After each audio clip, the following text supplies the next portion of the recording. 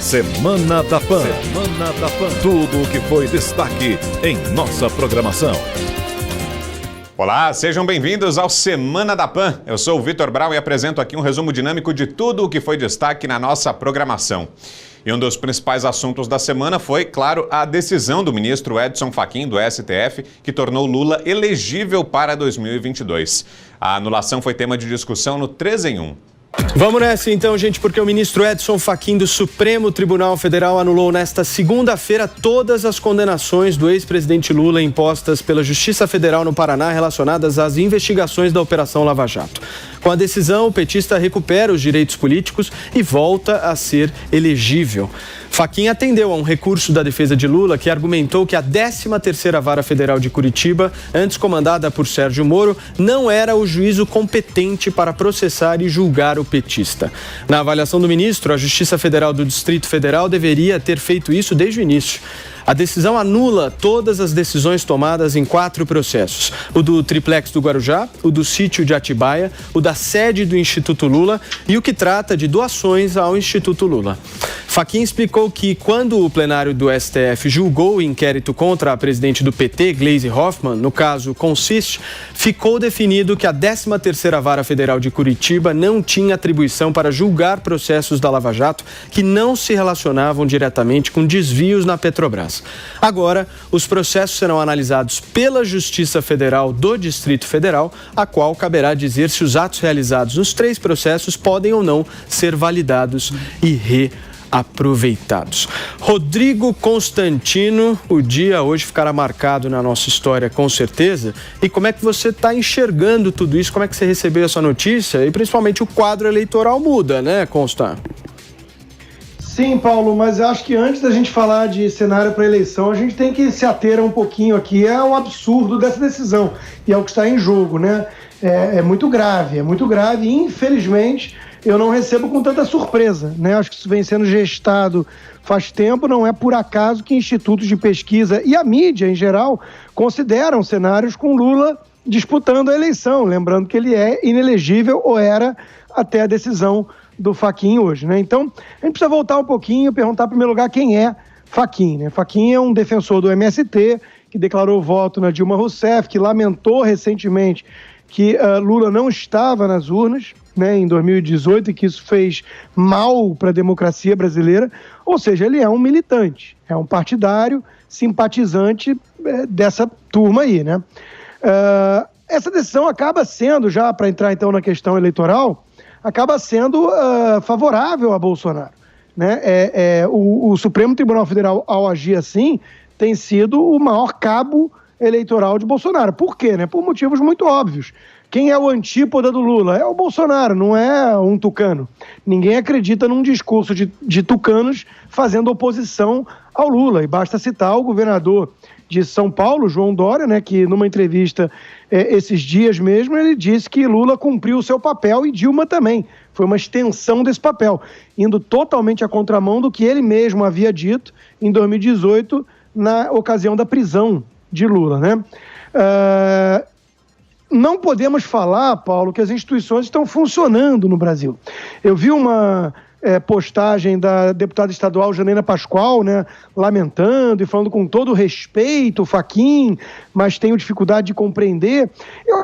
Passamos dessa fase, na minha opinião, de demonstrar respeito e debater tecnicidades de decisão eminentemente políticas. São decisões políticas de um Supremo Tribunal Federal aparelhado e que vem agindo como militante, né? E com um ativismo judicial escandaloso, né? Em países sérios do mundo não dá nem para explicar o que o nosso Supremo faz, né? Eu tenho vergonha de tocar no assunto, com americanos, por exemplo. Enfim, isso tudo vem na esteira de toques de recolher, né? Quer dizer, a população sequer pode protestar, né? Tomar as ruas contra esse tipo de barbaridade. E se tivesse que falar em nome de filme aqui, não é o Império contra-ataca, né, mas é o mecanismo contra-ataca. O que nós estamos vendo é uma tentativa de anular de vez, né, tudo aquilo que um dia já alimentou a esperança do brasileiro, que era a Operação Lava Jato, né? Nós vimos, inclusive, uma postagem muito esquisita do presidente da Câmara, né, Arthur Lira, dizendo que no caso do Lula ser absolvido ou não, pode-se entender, mas no caso do Moro é que não daria para compreender, né? Quer dizer, durma com um barulho desses. O palhaço é aquele realmente que insiste na tese esdrúxula de que as nossas estão funcionando. Agora, Mark, o Constantino diz bem, né? Nós estamos no meio de uma pandemia, né? A capacidade de mobilização das pessoas é muito mais baixa nesse momento, né? Exatamente, talvez tenha sido inclusive um momento adequado para quem quer fazer aquele acordo nacional proposto lá atrás pelo Jucá. Todo mundo lembra da frase que ficou bem famosa. Veja, é uma decisão lamentável que mostra que o crime pode compensar no Brasil, desde que você seja rico e poderoso, que é o caso do Lula. O Lula é milionário, né? Até a Lava Jato mostrou isso quando abriu as contas dele, e mais, é poderoso, ele consegue fazer o Supremo trabalhar ao seu dispor. Então Lula é milionário e poderoso, e milionários e poderosos no Brasil conseguem decisões favoráveis na justiça. O crime pode compensar se você se enquadrar nesse critério.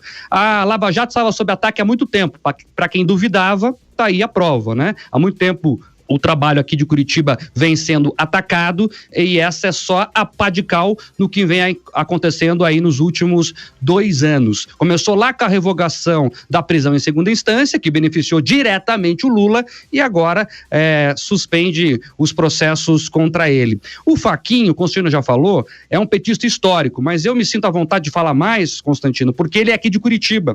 O Fachin era professor da Universidade Federal do Paraná, é um petista histórico, né, sempre participou das campanhas do partido, não foi só da Dilma Rousseff não, ele participava de campanha de prefeito, de vereador, é um petista histórico de carteirinha, ele, a família, a esposa, todo mundo, né, disse recentemente que o Lula teria que ter sido candidato em 2018, então isso mostra bem a parcialidade, repito, a parcialidade desse senhor, que agora reabilita inclusive Lula para as eleições.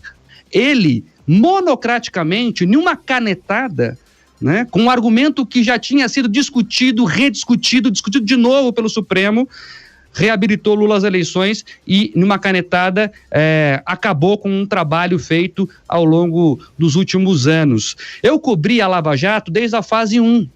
Entrevistei centenas de advogados e todos eles diziam, Paulo, Constantino, Amanda, na porta da PF, na porta do MPF, na porta da Justiça, depois das audiências, que o Moro era incompetente, que o Moro não teria competência territorial para julgar os processos da Lava Jato.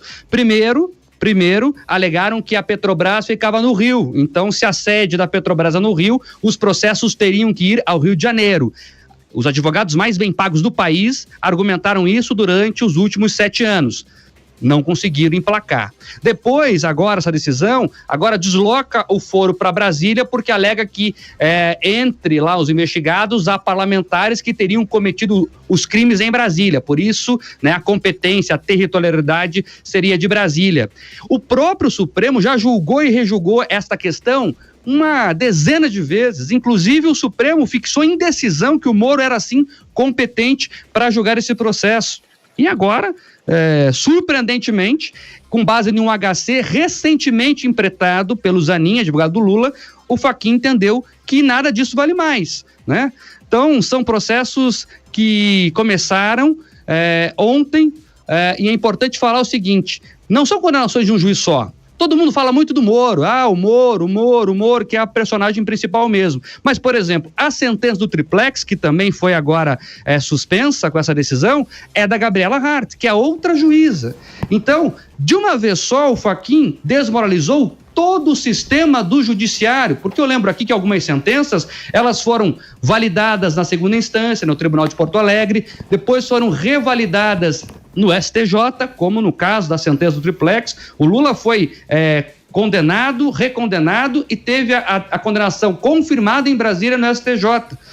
Todo o sistema judiciário analisou o processo, analisou tudo que tinha que analisar e foi carimbando. E agora o Fachin, com uma canetada, aí dissolve tudo isso. Isso não vai ficar restrito ao Lula, tá? É bom já alertar isso. Vários outros investigados e suspeitos e condenados vão utilizar a mesma brecha. Perfeito. Abriu a porteira. Vamos ver o que vai acontecer daqui para frente. Perfeito. Amanda, antes de ouvir o seu comentário, eu queria pedir para a produção colocar aqui no nosso telão alguns tweets, porque o negócio está repercutindo muito em toda a rede social. Vamos começar aqui pelo tweet do Marcelo Freixo, que diz o seguinte: a decisão de Fachin que anulou as condenações de Lula está correta.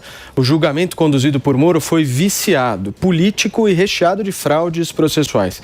Essa é uma vitória da democracia e do Estado de Direito, o deputado federal do PSOL. Nós temos mais algum tweet, produção?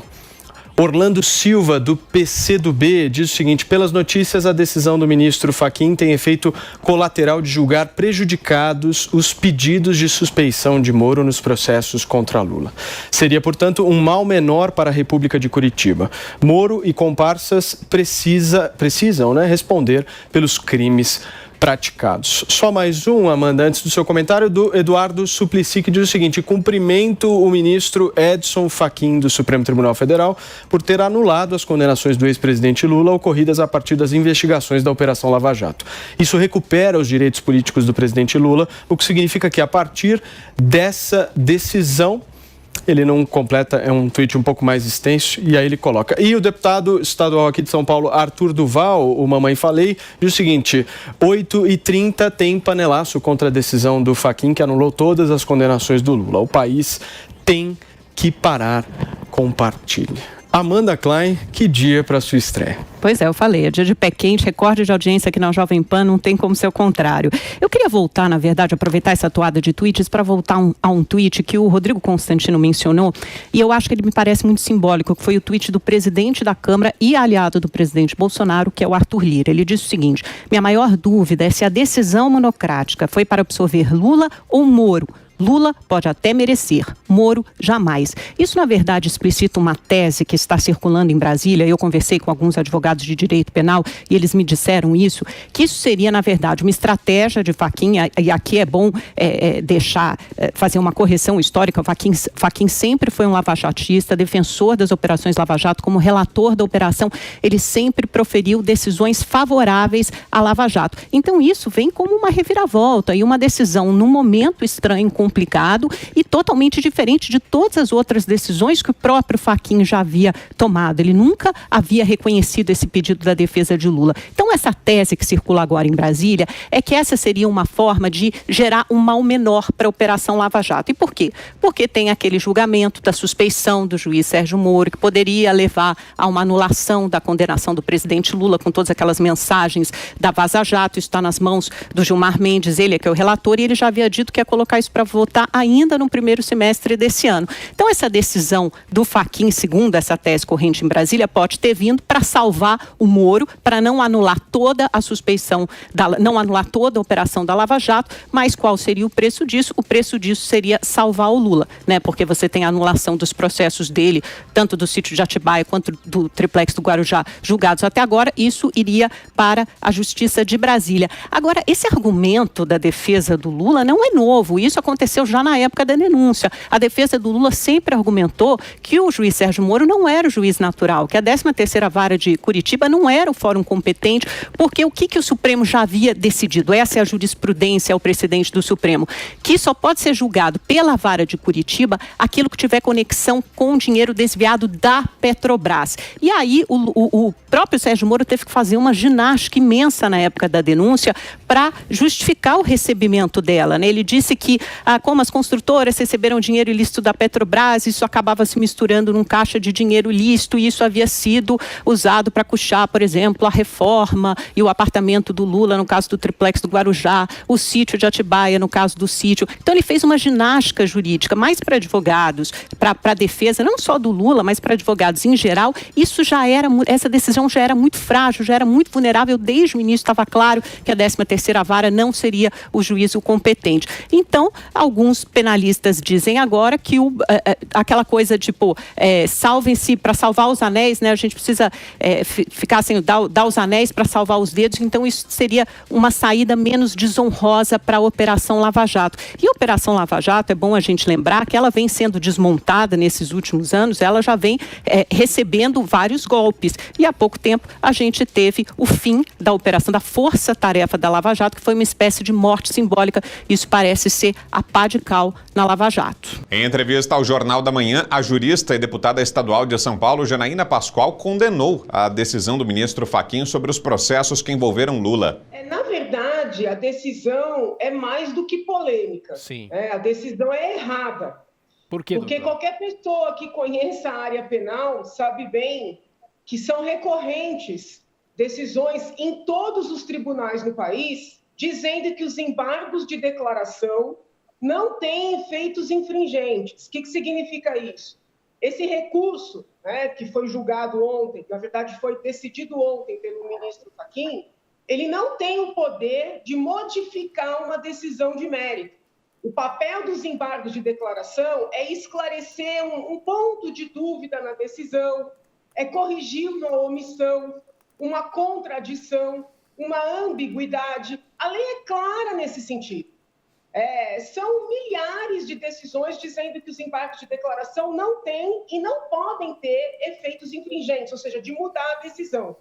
No caso concreto, o ministro Fachin foi muito além de mudar uma decisão ou de alterar o mérito de uma sentença ou de um acórdão, né?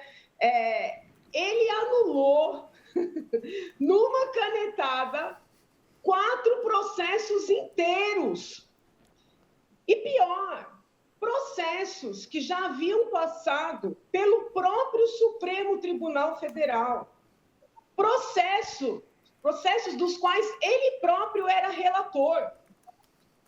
Com base numa tese que foi levantada pela defesa desde o primeiro momento do tramitar desses feitos. Então, é uma confissão de... Deus me perdoe, mas é tão absurdo. É como se fosse uma confissão da incapacidade do próprio ministro e do próprio Supremo. Porque como é que explica, meu Deus, se essa decisão de ontem, vamos dizer assim, estiver correta, eu entendo que não, como é que ele explica que em 5 anos, e nesses 5 anos, quantas vezes esses processos foram analisados lá no próprio Supremo? Em 5 anos, eles não perceberam a tal incompetência do juiz de primeiro grau? Então, é uma decisão muito grave. Talvez para as pessoas que não sejam da área, seja difícil de compreender. As pessoas podem pensar assim, é um retrocesso no combate à corrupção, é um favorecimento a um político ao qual ele é simpático. As pessoas podem fazer essa análise, mas é muito mais grave, porque, a meu ver, essa decisão coloca em xeque a capacidade do próprio Supremo Tribunal Federal e tira qualquer segurança jurídica desse país. O impacto internacional é terrível.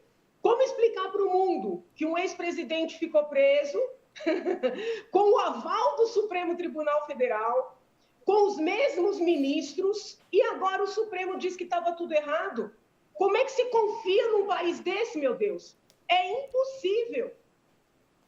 Doutora Janaína, agora a pergunta de Diogo Schelp.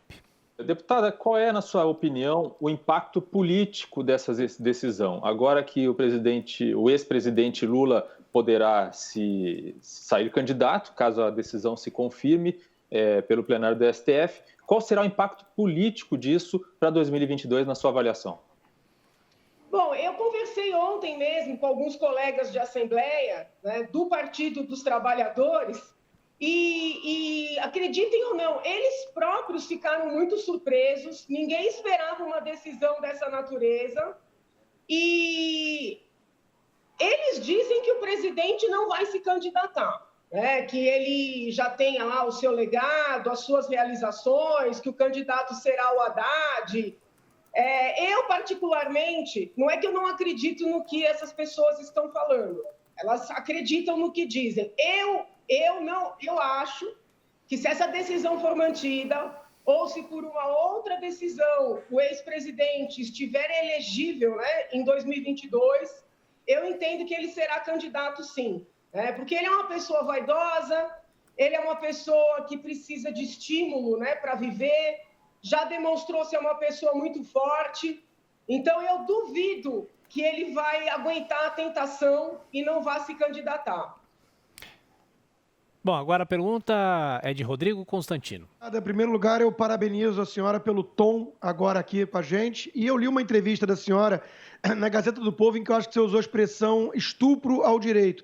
Mas no Twitter eu vi uma postagem da senhora em que dizia, abria da seguinte forma, com todo respeito ao ministro Fachin, e aí a senhora desenvolveu o raciocínio de que a decisão é absurda, como de fato é. Pergunta, deputada, essa postura nossa, eu entendo que todo mundo tem algum medo, até receio hoje em dia, desse Supremo arbitrário, mas essa postura nossa de tratar com tanta reverência e deferência e respeito quem não se mostra merecedor do respeito, porque são militantes políticos, né, com uma toga, o que é o pior tipo de tirania, isso não é parte do problema, deputada? Nós não precisamos começar a expor ao país o que esse Supremo vem fazendo de forma mais direta? Veja, Constantino, eu te entendo, não tiro a sua razão, mas é jeito, entendeu? Talvez pelo fato de ser da área do direito, né, nós somos mais formais, a gente estuda, né, na sala de aula, que você tem, entre aspas, que brigar com o colega ali na sala de audiência e ter a capacidade de sair conversando com o colega. Então, é um treino, sabe? É um treino.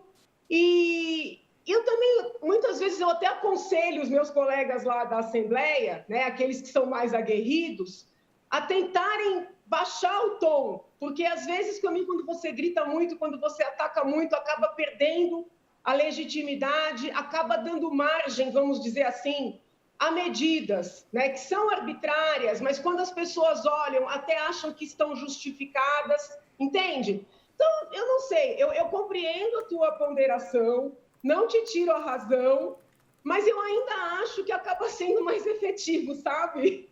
A gente tentar segurar, né, segurar os ímpetos e argumentar. E eu te juro que eu não acho que a decisão tenha tido uma natureza política. Eu não acredito que o intuito foi salvar a Lava Jato, como estão dizendo. Eu não acredito que o intuito foi blindar o Sérgio Moro. Não acho que seja pela simpatia do ministro para com o ex-presidente, porque ele teve tantas outras oportunidades de ajudar o ex-presidente e não fez, né? É uma decisão tão estranha que, para mim, tem algo maior ali que ele não gostaria que viesse a público. Talvez naqueles áudios, porque assim, quando o Intercept começou a liberar os áudios, nós tivemos acesso a um número muito, pelo que eu estou entendendo, a um número muito pequeno de conversas. Porque de um tempo para cá, começaram a aparecer outras tantas conversas que eu não tinha visto no primeiro momento. E a notícia que se tem é de que a quantidade desse material é algo assim que muito além do que já foi divulgado. Então eu fico pensando, será que não é medo de que tudo que tem lá venha à tona? Entendeu? E essa, para mim, é a única hipótese que faz algum sentido. Porque eu não consigo acreditar que um ministro, né, se exponha dessa forma, porque é uma exposição, uma decisão muito errada, né? Sob o ponto de vista processual, sob o ponto de vista da lógica. Não acredito que o ministro assim, correria todo esse risco, né? Para salvar Sérgio Moro. Né? Sérgio Moro foi um grande magistrado, foi ministro de Estado, mas hoje é um mortal como qualquer um de nós, entendeu? Então, eu não acredito. Para mim, tem alguma coisa naqueles diálogos, né, que não se quer que venha a público. É a minha hipótese, eu não estou afirmando, não tenho como provar, não tive acesso ao material, mas só isso faz sentido. Deputada, é muito interessante essa suspeita que a senhora traz para a gente aí com relação a possíveis manobras por trás dessa anulação. Se a senhora quiser falar sobre mais algumas hipóteses, por favor, fique à vontade. Mas minha pergunta seria com relação a certa ou errada a ação de Fachin. Fato é que, unanimemente, ela é escandalosa. E fica a pergunta, é plausível que um único ministro tome uma decisão tão significativa assim, mesmo que agora ela venha a poder ser discutida pela segunda turma, no plenário do STF? Há algo errado para que um único ministro, sozinho, cause mudanças tão impactantes numa decisão e mexa tanto assim com o país? Então, a dúvida que fica é o seguinte: será que esse ministro fez isso sem consultar os demais? Será? Porque foi algo tão drástico. Eu não acredito que um ministro tomasse uma decisão dessa natureza, anular 4 processos que foram analisados em profundidade, pela primeira, pela segunda, pela terceira, né, STJ, vamos dizer assim, o nome técnico não é terceira instância, mas a ideia é essa, e pelo próprio Supremo Tribunal Federal várias vezes. Será que ele tomaria essa decisão sem consultar os demais? Hoje, na imprensa, já há várias notinhas de que os outros ministros o acompanharão. Será que acompanharão ou isso já era sabido? Então, assim, eu só vejo como lógica que tem algo ali que não querem que a gente conheça. Doutor, e só para a gente fechar, outros condenados na Lava Jato podem pleitear a mesma decisão? Gente, claro que podem. Isso é mais um argumento que vem ao encontro do que eu estou dizendo. Se o ministro diz, o juiz Sérgio Moro, a 13ª Vara Federal de Curitiba, não tinha competência para avaliar fatos que não tinham conexão ali com o Paraná, com Curitiba. Todos aqueles que foram processados e condenados, né, na 13ª Vara, vão buscar algum caminho para mostrar a falta de conexão e, por conseguinte, a falta de competência. Daí dizer, essa história de que essa decisão veio para salvar a Lava Jato, não tem nenhum alicerce. Não tem alicerce jurídico, não tem alicerce na lógica. Eu tenho certeza que vários defensores já passaram a madrugada fazendo a sua petição. E desculpa, gente, é o papel do defensor, entendeu? É o papel do defensor. O próprio advogado do ex-presidente fez uma nota ontem. Nossa, nós estávamos certos. Há 5 anos que nós alegamos. A fala do advogado corrobora o que eu estou dizendo. Por que só agora? Na terça-feira, a segunda turma do Supremo começou a julgar a suspeição do ex-juiz Sérgio Moro com relação aos processos envolvendo o ex-presidente. Nós discutimos o tema em Os Pingos nos Is. Vamos a Brasília. José Maria Trindade, sua avaliação, Zé, sobre tudo isso que aconteceu essa tarde no Supremo Tribunal Federal, os desdobramentos desse caso envolvendo Lula. Olha que ironia, né? O ministro mais novo do Supremo Tribunal Federal, Nunes Marques, indicado pelo presidente Jair Bolsonaro, vai definir o futuro do ex-presidente Lula e de todo o processo da Lava Jato. Veja bem, é um julgamento muito importante que está acontecendo nesta segunda turma do Supremo Tribunal Federal. É sobre a imparcialidade do então juiz Sérgio Moro. Se o Supremo declarar a parcialidade como quer o ministro Gilmar Mendes, presidente da turma, e o ministro Ricardo Lewandowski, significa que todos os atos dos processos contra o ex-presidente Lula estarão anulados. Inclusive a instrução, desde lá os depoimentos, porque ali pode ter uma ou outra atuação de um juiz imparcial. Este é o pior lugar que se pode ter no mundo jurídico, a parcialidade. E é sério o que está acontecendo na segunda turma. A gente viu ali, nós transmitimos aqui, o ministro Gilmar Mendes destilando raiva e ódio da Força Tarefa Lava Jato, chamando o então juiz Sérgio Moro de um juiz investigador, dizendo que ele foi parcial e que brigou até com a Interpol, dizendo que ele chegou ao ponto de investigar através de voos pelo país sobre acusados da Lava Jato, para se ter uma ideia. É a raiva contra a Lava Jato. Então ficaram assim, 2 votos, Carmen Lúcia e Edson Fachin de um lado, Gilmar Mendes e Ricardo Lewandowski do outro lado, e Nunes Marques, né? Cássio Nunes Marques, é que vai dar a palavra final se haverá ou não a parcialidade de Sérgio Moro. Complicações poderão acontecer se o Supremo Tribunal Federal, a segunda turma fala em nome do Supremo, decidir que Sérgio Moro foi parcial. Aí está aberta a porta para processar o ex-juiz e haverá repercussões jurídicas talvez muito fortes contra Sérgio Moro, para se ter uma ideia. E eu acrescento aqui a essa informação a Carmen Lúcia, que votou contra a parcialidade, ou seja, a favor do juiz Sérgio Moro. Ela vai reformular o voto dela e eu não sei exatamente em que extensão. E também vai refazer o voto o ministro Edson Fachin. Como o julgamento não está encerrado, os dois podem mudar a vontade de votos. Mas o que a gente não vê ali é a possibilidade de mudança nos votos de Gilmar Mendes e Ricardo Lewandowski. Então, veja o que pode acontecer. Veja o que pode acontecer.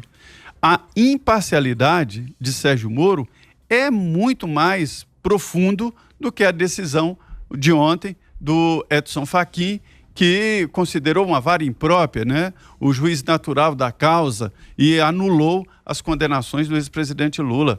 Se esta tese vencer na segunda turma, significa que nenhum ato desse processo pode ser considerado tudo que o Sérgio Moro participou desde a instrução. Ou seja, o processo vai recomeçar do zero, e aqui em Brasília e não lá na Justiça Federal de Curitiba. Olha, Gilmar Mendes exagerou, diz que é a maior crise jurídica da Justiça Federal e sugere até uma refundação da Justiça Federal. Um julgamento que parece, viu, Vitor, um julgamento lá de um monte de gente, de uma comissão da Câmara dos Deputados, e isso acontece no plenário da segunda turma do Supremo Tribunal Federal. É o que temos, né, para o jantar. Você, Guilherme Fiuza? De fato, é a maior crise da história do Poder Judiciário brasileiro, e essa crise tem como protagonista o Supremo Tribunal Federal nessa coreografia para desfazer as decisões que condenaram a maior quadrilha que já atuou no país. A maior quadrilha plantada, né, com o seu núcleo no Palácio do Planalto. Isso tudo, meus amigos, não cansaremos a beleza, né, dos nossos espectadores e ouvintes, né? Isso tudo exaustivamente demonstrado, né? Cada ato do presidente Lula, por exemplo, para a proteção de diretores da Petrobras que estavam lá para roubar, roubaram. O roubo foi encontrado, dinheiro foi devolvido. Então, evidentemente, esta grande crise do Poder Judiciário é justamente você tentar desfazer o esclarecimento e a punição da maior quadrilha política que já atuou aqui. Agora, o Gilmar Mendes ele afirma que tem autoridade, né, para falar de Sérgio Moro, citando lá o caso do Bessias, né, que ele suspendeu a nomeação do Lula para a Casa Civil, que era um ato de obstrução de justiça, evidentemente. O Gilmar Mendes, a autoridade dele é do tamanho da outra decisão que ele tomou, que libertou o Lula. A decisão em que Gilmar Mendes mudou seu voto em 180 graus sobre o Instituto da Prisão após condenação em segunda instância, pacificado 3 anos antes apenas. O Supremo se reuniu, Gilmar mudou o seu voto, sem justificar, né? O único evento, de fato, transformador ou relevante ou significativo no radar em relação à decisão anterior era a prisão do Lula. Então foi um casuísmo para soltar o Lula. Então aí está o Supremo Tribunal Federal que iniciou, portanto, essa obra, prosseguindo com essa obra e nesse linguajar que nós estamos vendo, o ó do Borogodó, né? Isso aí que está passando a história, né, da crônica da mais alta corte judiciária brasileira. Um ministro do Supremo Tribunal Federal falando em ó do Borogodó. Isso, no Rio de Janeiro, tinha uma outra expressão que é o ó do bobó. O ó do bobó é o contrário, porque ele quis dizer que o ó do borogodó era que o Sérgio Moro se colocava ali acima de tudo, acima das leis. E ele está se referindo a um conjunto de mensagens roubadas, que é aí o esteio dessa vergonhosa premissa, né? Mensagens roubadas que têm uma série de trocas de comunicação privada, nenhuma delas indicando em momento algum vício de processo, em momento algum foi constatado um direcionamento de condenação, de punição, nada disso. Eles estão fazendo esse jogral de sempre, eles estão fazendo essa dissertação de sempre. Isso não é lei, isso não é direito, isso não é interpretação das leis. Isso é uma construção alegórica. É isso que o STF está fazendo em cima dessa muamba obtida por hackers que foram encontrados com uma montanha de dinheiro e até hoje não se sabe quem pagou. Isso é a base, né, desta manobra do Supremo Tribunal Federal para jogar a suspeição de um juiz sem apontar onde foi que o Sérgio Moro, onde se constata que o Sérgio Moro levou alguém à punição indevida, um inocente, por exemplo. Não existe, não está constatado. Então, é uma manobra coreográfica para tentar desmoronar a maior operação de justiça no país. E o Moro não era o ó do borogodó, né? O Moro, de fato, depois que deixou de ser juiz, ele partiu para um caminho que não o ajuda, né? Mas não se misturam esses canais, essas estações. E esta postura do Supremo Tribunal Federal, arrogante, pouco rigorosa em relação às leis, ela é o ó do bobó, que é a expressão do balneário do Rio de Janeiro que denota as coisas que são abaixo da crítica, né, para não usar outras expressões mais enfáticas. Então é isso, o STF é o ó do bobó. Você, Augusto Nunes. Boa noite, Augusto. O Gilmar Mendes disse que a Justiça vive a sua maior crise.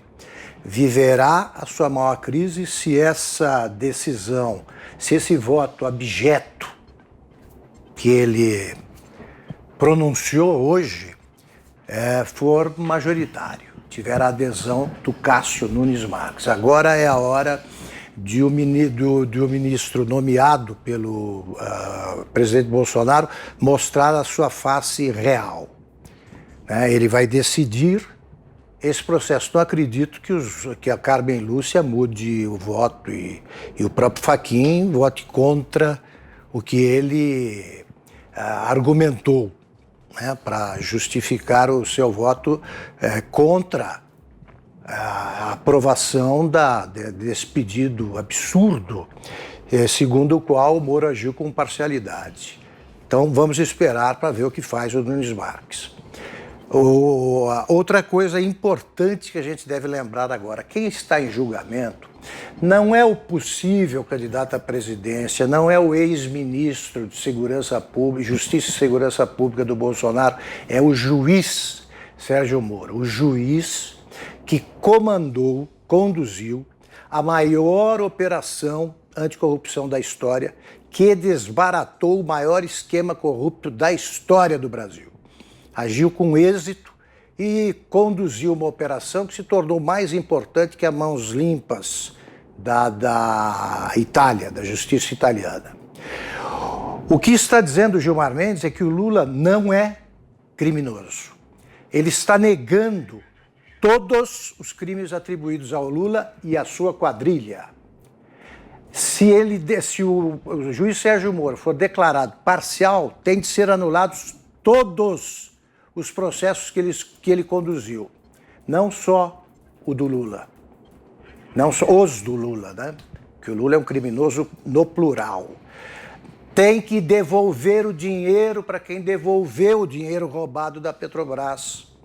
Tem de indenizar quem ficou com tornozeleira eletrônica, né? Tornozeleira e quem ficou preso também tem de ser indenizado, porque ele está devassando o que teria sido o maior erro judiciário da história. Prendeu-se uma quadrilha formada por inocentes. Não é só o Lula que está sendo absolvido. É todo mundo. Aí sim nós viveremos a maior crise da história da justiça brasileira. O Gilmar Mendes falar em sandálias da humildade é uma piada. Ele calça permanentemente os coturnos da arrogância, da insolência.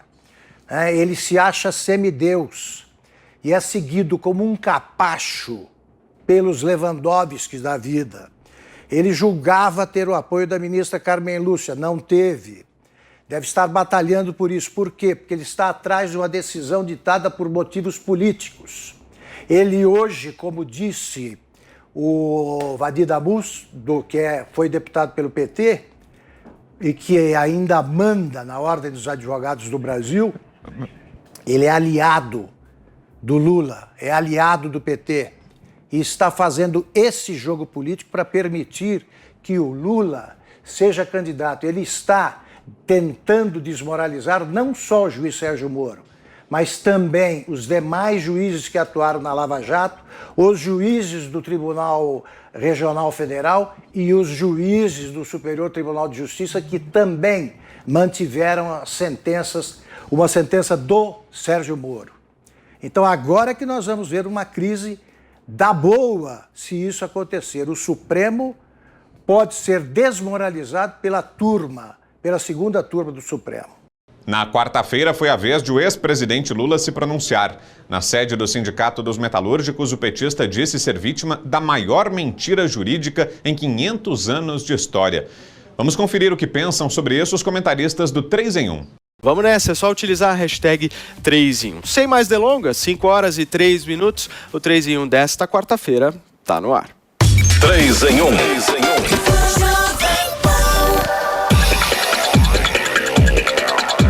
Vamos nessa então, gente, porque o programa hoje está cheio de pauta interessante para a gente debater e discutir, porque o presidente Luiz Inácio Lula da Silva, o ex-presidente da República, fez o seu primeiro pronunciamento nesta quarta-feira após a decisão do ministro Fachin do STF, que anulou todas as suas condenações na Operação Lava Jato e o tornou elegível novamente.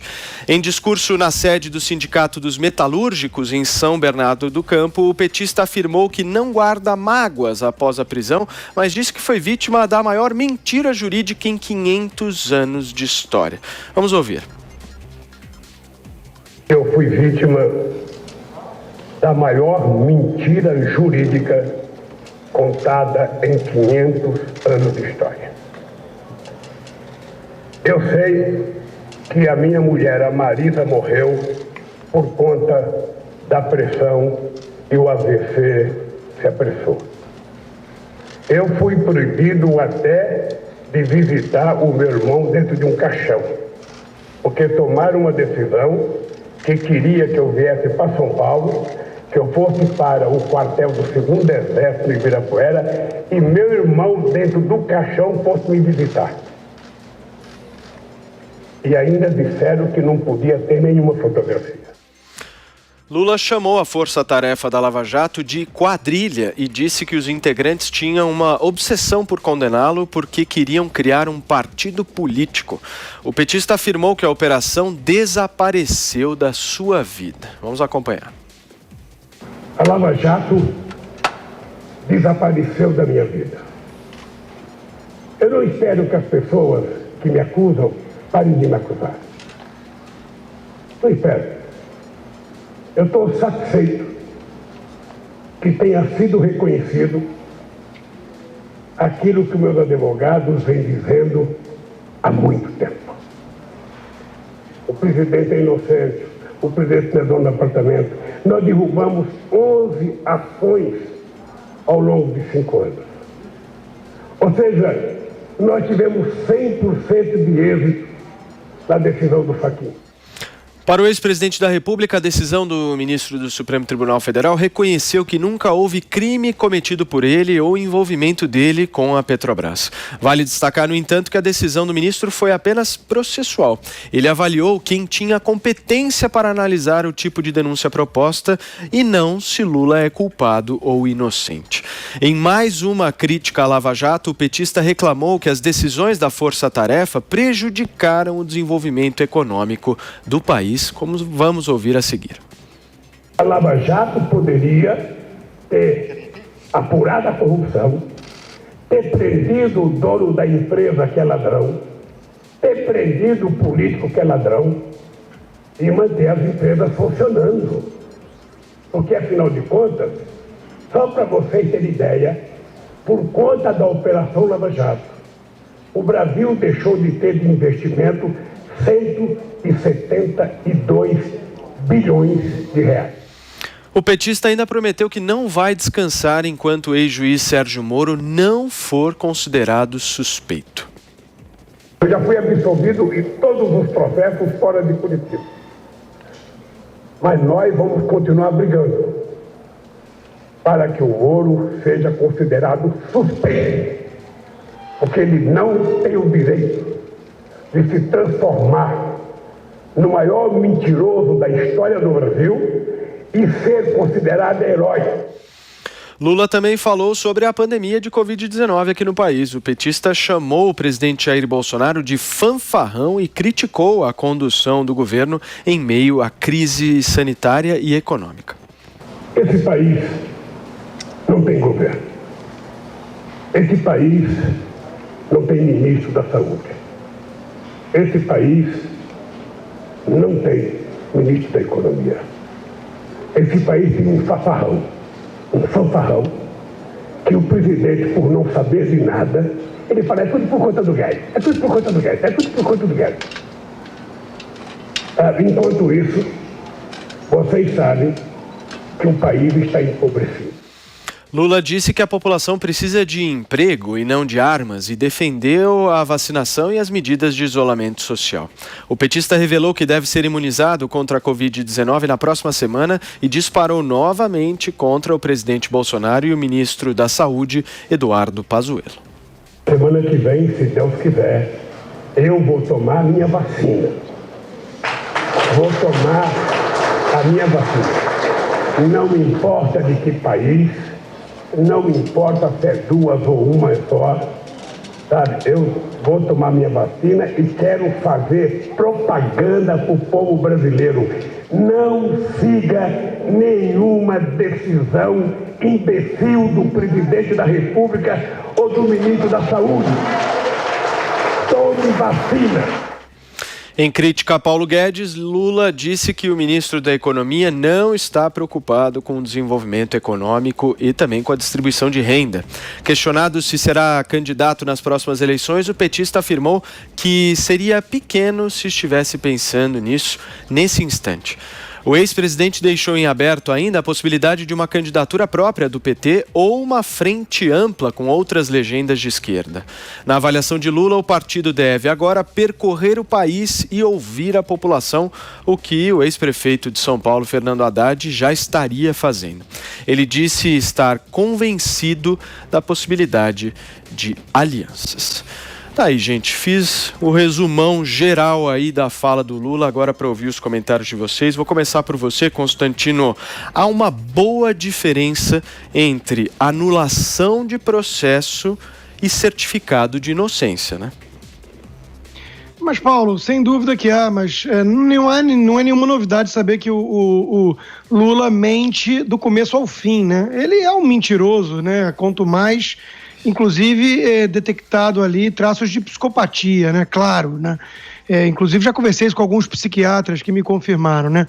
É a esquerda radical de sempre, né? Vitimismo, inverter tudo, chamar o juiz de bandido e posar de vítima, sendo que foi o capo da maior quadrilha organizada que já tomou de assalto o Estado brasileiro, mas isso é esperado dessa turma, né? Eu achei pelo menos justo ele agradecer seus companheiros de longa jornada ideológica no Supremo Tribunal Federal, né? Inclusive com certa intimidade, não é ministro, é o Fachin, né? e por aí vai. Ele acenou também para empresários, entre aspas, e políticos, falando que quer conversar. Isso aí, para bom entendedor, meia palavra basta, né? Obviamente é um aceno de que se ele voltasse ao poder, o Mensalão e o Petrolão estariam de volta, né? Irrigando os cofres de empresários corruptos e políticos corruptos. Fez um aceno também, me pareceu, a uma certa emissora que é anti-bolsonarista de forma patológica. Mencionou o Foro de São Paulo, que não existe ou que não é relevante, segundo os jornalistas militantes, né? Que passam pano para esse tipo de sujeito. E é curioso ver a reação, né? Máscaras estão caindo desde o início da pandemia, mas dessa vez elas caíram totalmente, né? Então já tem ali formadores de opinião, advogados, jornalistas, dando um jeito de... Não, veja bem, a tática consiste em você apontar um ou outro defeito bem menor, né, daqueles que alguém como o Lula acumula, e logo depois colocar o mais, né? Não, você pode até achar que o Lula não é, mas é preciso reconhecer. Então já fizeram a escolha, né, entre Bolsonaro e Lula, que é a polarização. Vai ter um bando desses que se dizem imparciais, até liberais, né, querendo votar no comunista, naquele que defende o modelo venezuelano, né, por ódio ao Bolsonaro. O ex-presidente da Câmara, Rodrigo Maia, também veio nessa linha, né, tecendo loas e se rasgando todo de elogios ao bandido Lula, né? Então essa reação é que para mim é mais relevante. Ele vai ter o apoio de boa parte da mídia, que sente muita saudade, né, da corrupção toda que tinha no governo dele, e também da afinidade ideológica que apresentam em relação a esse esquerdismo ultrapassado, jurássico, que temos ainda destruindo países na América Latina, como a Argentina agora e a própria Venezuela já citada. Qual é a força real de Lula, para fechar, Paulo? Isso o tempo vai dizer, né? Não tem mais mortadela alimentando CUT, UNE, MST. Né? Felizmente tivemos reformas importantes como a trabalhista, que deram uma enxugada aí nessas tetas estatais dessa turma. Mas e também o PT foi massacrado na eleição municipal, então tem pouca capilaridade em municípios e tudo mais. Mas não dá para subestimar, né? Não dá para subestimar que o país conta pelo menos aí com 15%, 20% de pessoas que querem mesmo ir na direção da Venezuela, desde que tenha algum tipo de esquema, algum tipo de mamata oferecida pelo Estado. Então, isso vai ficar sempre em dúvida, qual é o tamanho verdadeiro do Lula. Eu acho que ele é mais forte politicamente do que o PT, que vem sendo massacrado, mas também não acho que é isso tudo. E para fechar, por fim, a frase da década, né, que foi proferida não pela Gene Fonda, mas pelo mesmo Lula, que agora está falando de vacina e tudo mais, né? Ainda bem que a natureza criou um monstro como o coronavírus. Sem mais. Perfeito, Constantino. Amanda, o Constantino fez uma observação importante, né? São vários os acenos que o ex-presidente Lula fez nesse discurso. É verdade. Vou até me ater à parte final do discurso do Constantino, né, que a pandemia criou esse monstro, acabou derrotando o Trump nas eleições americanas, que antes da pandemia era o franco favorito, né, Constantino? A gente até já debateu isso inúmeras vezes. Eu vou tentar me ater aqui mais à análise do discurso do que propriamente fazer um juízo de valor do ex-presidente Lula. Então, o que me interessa é entender que Lula, que personagem emergiu desse discurso, que mensagem ele quer passar e o que aponta para o futuro.